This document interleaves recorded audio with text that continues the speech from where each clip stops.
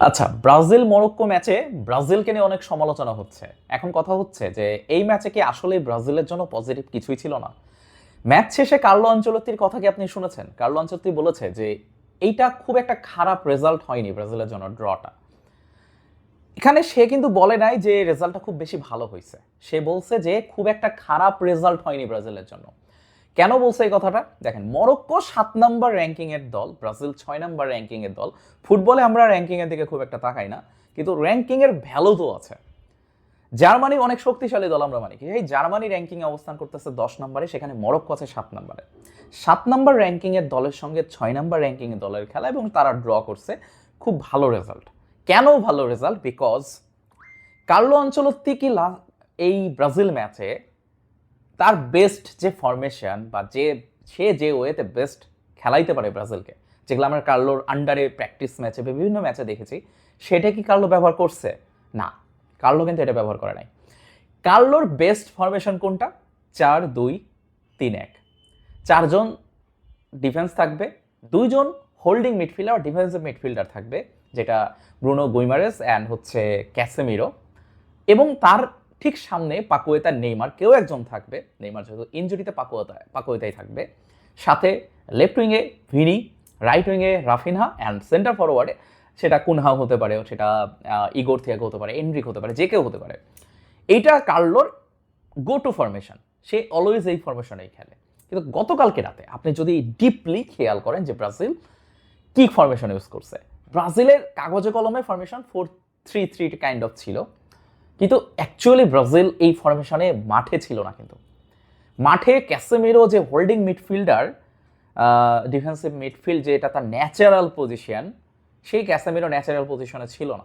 Carlo Ancelotti কেন এই কাজটা করছে সেটা আমি বলতে পারবো না, সেটা কার্লো নিজেই জানে।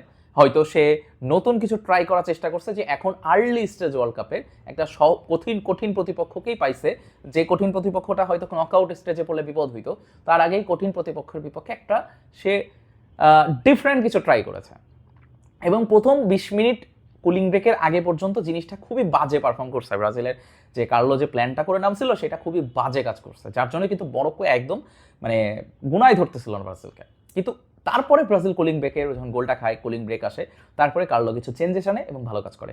এবং সারপ্রাইজিংলি মরক্কোর যে বাউদি যে প্লেয়ারটা ১৮ বছর বয়স, যাকে নিয়ে কথা হচ্ছে অনেক বেশি, দুর্দান্ত খেলছে।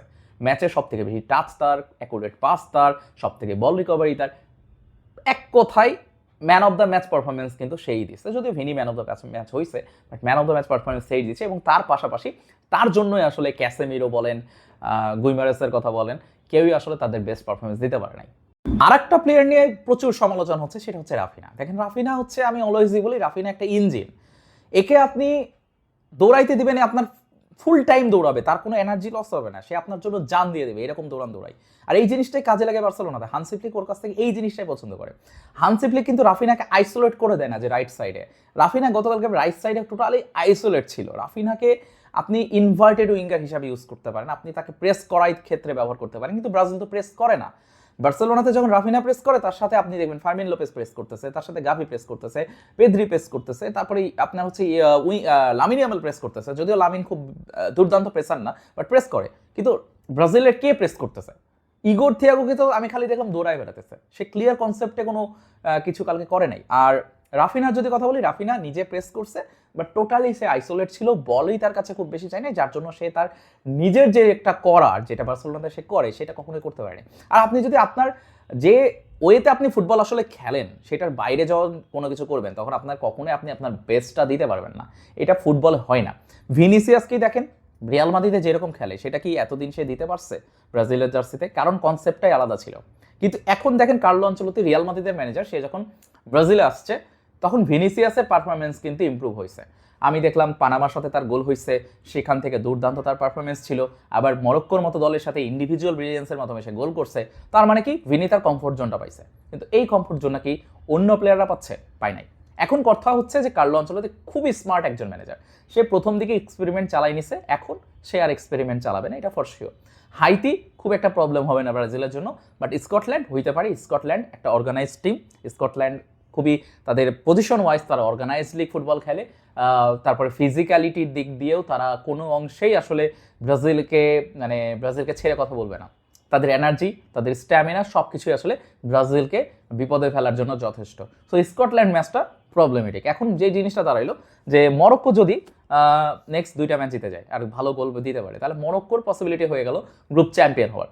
গ্রুপ রানার্স আপ কিন্তু ব্রাজিল হবে। সেক্ষেত্রে প্রবলেম হতে পারে যে ব্রাজিল নেক্সট রাউন্ডে কাকে ফেস করতেছে। হাইতি যে জিনিসটা করবে, হাইতি ডিফেন্সিভলি তারা সলিড থাকে, লো ব্লক করে খেলে এবং হচ্ছে হাইতির ফিজিক্যাল স্ট্রেংথ যথেষ্ট ভালো এবং তারাও রিসেন্টলি ওয়ার্ল্ড কাপে যখন এসছে কোয়ালিফাই করছে, প্রস্তুতিমূলক ম্যাচগুলো খেলছে, সেখানেও তারা ভালো করছে, তারাও যথেষ্ট ভালো দল। কিন্তু ব্রাজিলের সামনে হয়তো তারা টিকতে পারবে না, যদিও football anything can happen. But Carlo Ancelotti obviously next ম্যাচে আমি এইটুকু বলতে পারি শিওর যে কার্লো আনচেলত্তি 4-2-3-1 এই ফরমেশনেই যাবে, যেটা কার্লো আনচেলত্তির গো টু ফরমেশন। এবং এইখানে একদম ডিফেন্সিভ মিডফিল্ড পজিশনে, হোল্ডিং মিডফিল্ড পজিশনে আমরা গুইমারেসকে দেখবো, আমরা ক্যাসেমিরোকে দেখবো, যেটা তাদের রেগুলার ফরমেশন। এবং এইটা যদি হয় তাহলে ডিফেন্স লাইনটা অনেক বেশি সলিড থাকবে। আমরা কিন্তু কার্লোকে একটা কথা বারবারই বলতে দেখছি যে ব্রাজিলে তার কনসার্নের জায়গা ডিফেন্স, এবং আমরা এই ম্যাচেও ডিফেন্সকে উইকনেস শো করতে দেখছি। এবং নেক্সটে যদি কার্লোর অ্যাকচুয়ালি ফোকাস থাকে যে ডিফেন্স ঠিক রাখতে হবে, তাহলে হোল্ডিং মিডফিল্ড পজিশনে ক্যাসেমিরো গুইমারেস এদেরকে আসলে ওপরে ওঠা যাবে না, তাদের পজিশনটা তাদেরকে ধরে রাখতে হবে।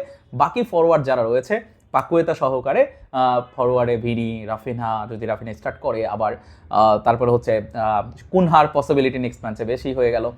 সবাইকে ভালো মতো প্রেস করতে হবে, বল উইন করতে হবে এবং সেখান থেকে অ্যাটাক করতে হবে। তো ব্রাজিলের যে পুরনো ব্রাজিল, সেই ব্রাজিলকে আপনি এখন দেখতে পারবেন না। কার্লোর আন্ডারে আপনি পুরনো ব্রাজিলকে আশা করতে পারবেন না। কার্লো ম্যাচ খেলবে ম্যাচ জেতার জন্য, অথবা সে ড্র করবে। কার্লোর এইটাই স্বভাব। কার্লো একজন প্র্যাগমাটিস্ট ম্যানেজার।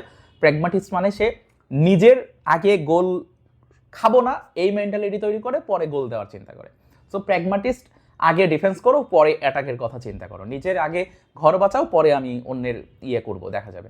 তো এখন কথা হচ্ছে যে ব্রাজিলের এই যে রেজাল্টটা, এইটা আসলে ততটাও খারাপ হয় নাই ব্রাজিলের জন্য যতটা দেখানো হচ্ছে। দেখেন, আর্জেন্টিনাও তো হারছিল ফার্স্ট ম্যাচ সৌদির কাছে, কিন্তু আর্জেন্টিনার ওই ম্যাচ নিয়ে সমালোচনা হয়েছিল।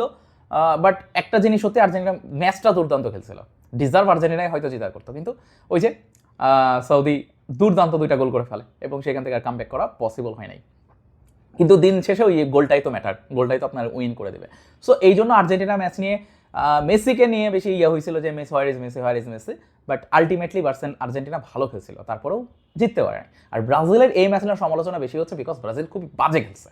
সত্যি কথা, ব্রাজিল বাজে খেলছে, কিন্তু ব্রাজিল এতটা বাজে কি খেলে আসলে? না, এতটা বাজে খেলে না। তাহলে কাহিনী কোথায় হয়েছে? কাহিনী হয়েছে প্ল্যানিং একটু গন্ডগোল হয়ে গেছে, যেই জিনিসটা ডেফিনেটলি নেক্সট ম্যাচে কার্লো করে ফেলবে, শুধরাই ফেলবে। এবং প্রবাবলি বলা যায় না যে এই শুধরানোর পরে দেখা গেল আপনি নতুন কোনো ব্রাজিলকে দেখতে পাচ্ছেন এবং ব্রাজিল আলটিমেটলি ট্রফিটা উঁচাই ধরতে পারে, বলা যায় না। এনিথিং ক্যান হ্যাপেন, এটা হয়েছে, এইটা ফুটবলে হয়ে থাকে, অহরহবার হয়েছে, অজস্রবার হয়েছে। সো দিন শেষে এটাই বলবো যে হতাশ হয়েছেন, খেলা ডিপ্রেসড করছে আপনাকে, স্বাভাবিক। বাট এতটাও হতাশ হওয়ার কিছু নাই, কিছুটা পজিটিভ দিক আছে।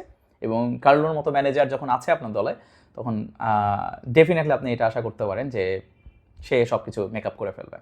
ধন্যবাদ।